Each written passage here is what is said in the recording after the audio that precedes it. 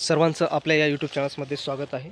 मित्रांनो, MPSC clerk याबद्दल आपण काही अपडेट पाहणार आहोत.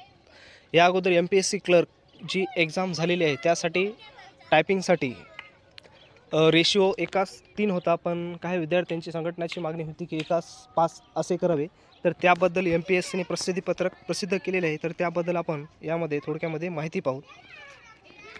विषय आहे लिपिक टंकलेखक व कर सहाय्यक संवर्गाच्या टंकलेखन कौशल्य चाचणीसाठी पात्र ठरणाऱ्या उमेदवारांच्या प्रमाणात. म्हणजेच जे काही उमेदवार लिपिक टंकलेखन व कर सहाय्यक याची जी काही टायपिंगची परीक्षा होणार आहे, तर त्यासाठी पात्र ठरणाऱ्या उमेदवारासाठी महत्त्वाची सूचना आहे. नेमकी सूचना काय आहे ते आपण या ठिकाणी पाहू.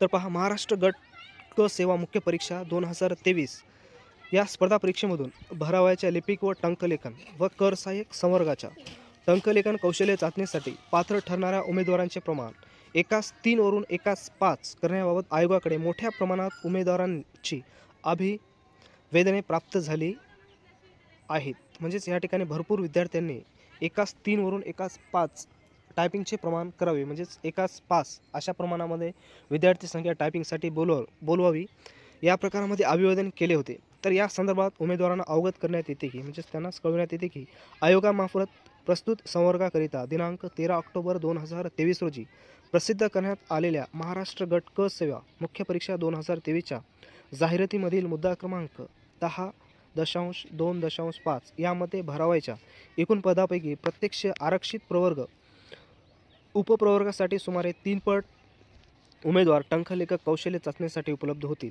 अशा रीतीने गुणांची किमान सीमारेषा कट ऑफ लाईन निश्चित करण्यात येईल अशी तरतूद आहे. सदर तरतुदीमध्ये आता मुख्य परीक्षेनंतरच्या टप्प्यावर कोणताही बदल करणे शक्य होणार नाही.